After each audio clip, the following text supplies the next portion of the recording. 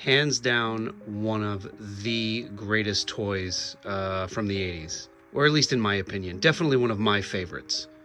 And even though I pre-ordered them and then canceled my pre-orders and then re-pre-ordered them and then re-canceled them again and then ended up finally buying one, I kind of feel like acquiring at least one of these new sort of M.A.S.K remakes / updates from the loyal subjects was sort of inevitable for 80s toy collectors.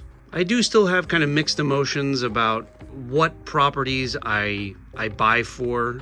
I don't quite know exactly why I was so on the fence about these reissues from the loyal subjects, besides the price, which I think is a little astronomical. But regardless, it was kind of inevitable that I think I would pick up one of these. It's only fitting that Thunderhawk was the one I picked up. And if I love it, then who knows? Maybe I'll pre-order some more. But let's take a look at the new Thunderhawk from the loyal subjects.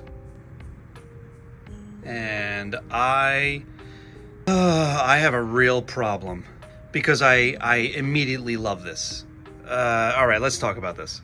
I promise, I really was kind of hoping I would not like this update on Thunderhawk, but that plan has now officially gone to hell, because I don't really think that there's any aspect of this that I don't love. Okay, so first off, it is a 1-to-1 scale with the original Thunderhawk. Let's talk about the vehicles first. So here's our new guy and our vintage. The stickers are pretty much the same, with some really subtle differences, but they're essentially the same.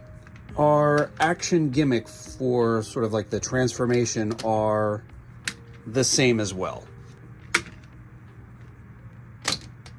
A purist might argue that there might be a little bit of a difference in the shades of red, but I'm willing to bet that there is a slight difference simply because this is brand new, this is ancient at this point, and I think at one point I used some very harsh cleaning chemicals to kind of restore my original Thunderhawk in a very amateurish approach, a very amateurish way. But they're essentially the same. So at a glance from a distance, these are really like neck and neck with how they look and present, like in a toy collection. I have differences here just because this guy came with one M.A.S.K sticker that the instructions said to put on the back, and on my original Thunderhawk I have both, front and back, whatever. The spoiler transformation is also the same, in case you're wondering. If we want to get a little closer, the interiors are pretty comparable. The inside of my vintage one is, of course, really dusty, but they each have a steering wheel. They've got the seat belts, as well as stickers along the dash. I am grateful that the sticker on the dash of the loyal subjects one is not something I had to apply myself. The interiors are very comparable, as you can see. But the first thing that I actually feel I have to give, sort of in the wins and loss column, the first win I have to give to the loyal subjects Thunderhawk, and I didn't even remember this until I came down and compared the toys. The new Thunderhawk has side view mirrors. I had to come down and check mine to see if I either had them or maybe mine they had broken off, but no, just from the look of the plastic molds, yeah, our old Thunderhawks didn't have side view mirrors, and our new guy here, stay down, our new guy here does, which I very much appreciate. And even though the gull wing doors sort of act like wings, having those side view mirrors, I don't think kind of breaks the illusion too much, even though there'd be some wind resistance there. Such a polished, pretty thing. Having a brand new Thunderhawk is just such a good feeling for a kid of the 80s. Oh, and by the way, tires on both our vintage Thunderhawk and our new guy are rubber.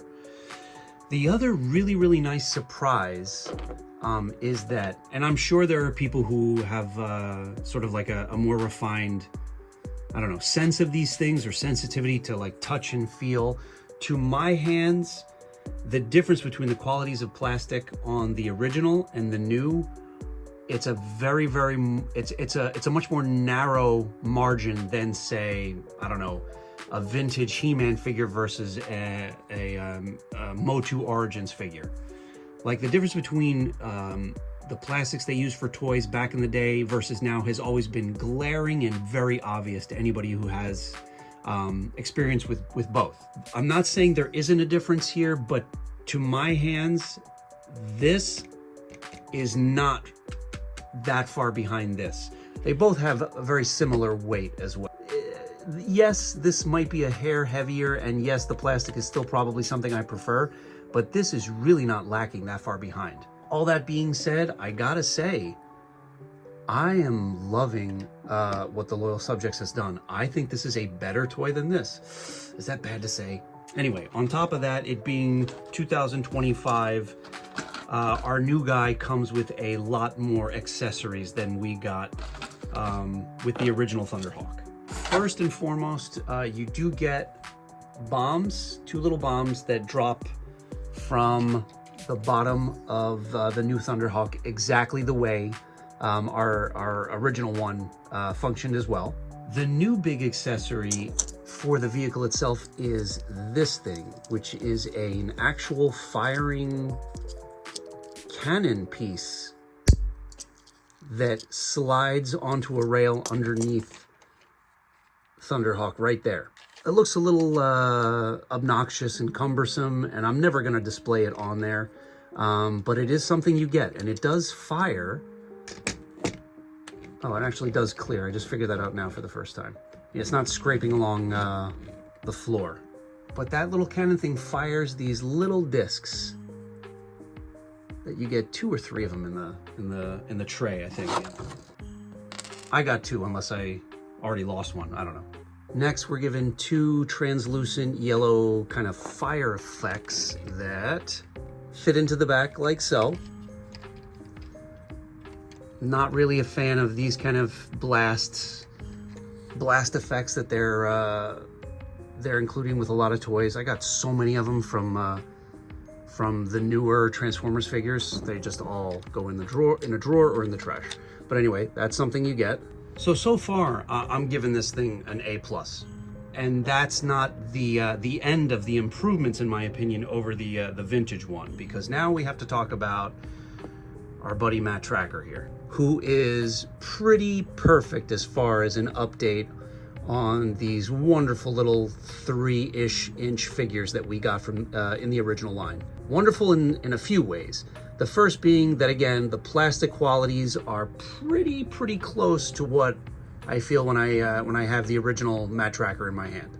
However, with something this size, we all knew and accepted that limited articulation was just going to be something that we were going to have to put up with the originals. By larger scale action figure measures, the articulation on this guy is also simple, but it's the additions that they gave really elevate what we're given. Firstly, we do have the knee joint, just like the original. We also have like a hip abduction. It's kind of like a ball jointed hip. This one abducts a lot. This one not so much because of that little piece of plastic, but whatever. The arms still don't have an elbow joint, which I'm fine with, but it does have a nice shoulder joint now that goes, I think it feels very tight. It's not a ball joint, but we've got a lot more planes of movement in the shoulder now. And one of my favorite, if not my favorite update, is that compared to what we got back in the day, this Matt Trakker mask is, oh, by the way, head sculpt is decent enough, and it is a kind of a ball joint, although because it's so small and there's paint on the joints, there isn't a lot of movement, but it can move if you force it. This mask is such a little gem because not only is it like like traditional design of Matt Trakker's mask, but it is in a beautiful like metallic, either plastic or paint, whatever, I don't care. The thing shimmers and shines. It pays a very respectable tribute to the original mask design. And if that wasn't enough, we are last but not least given an additional Matt Trakker mask with the hole in sort of like the chest plate back when they, remember they updated the mask because I think the story was kids were choking on them because they were so small, i.e. this one doesn't have like an opening in the plastic for air to get through. So they give you the updated Matt Trakker mask, but with a blast effect that is sort of like molded into it. It's not a removable thing that I can tell, but it is a nice additional accessory that does look pretty cool. I'll never display them with this, but it's pretty sweet. Objectively speaking, as like a toy with these kind of gimmicks at this kind of scale, with the little masks and accessories and the mini 3-inch figure, I don't think there's an aspect of this new iteration of Thunderhawk that isn't superior to the original. I am a diehard M.A.S.K fan. It was one of my favorite toy lines and cartoons as a kid. Honestly, right underneath Masters of the Universe, it was probably like my favorite toy line. I put in a lot of play hours with. And to see what the Loyal Subjects has done, which is such a respectable tribute to the original line without cutting any corners, which if you're a toy collector in 2025, you know that is a thing that the big companies are notorious for, to save costs, and just because at the end of the day, they don't really care.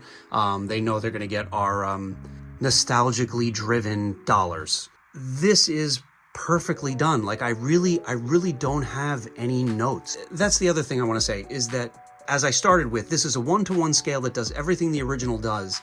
It is such a faithful, almost reissue. Anything they have changed, anything they have updated beyond that kind of reissue feel is an improvement, it's just a beautiful thing for somebody that really enjoys reminiscing and still holds these properties near and dear to their heart and wants to keep collecting these items. So I started this review off by basically saying that I have a big problem now. And the big problem is that I'm gonna have to get all the Loyal Subjects M.A.S.K toys.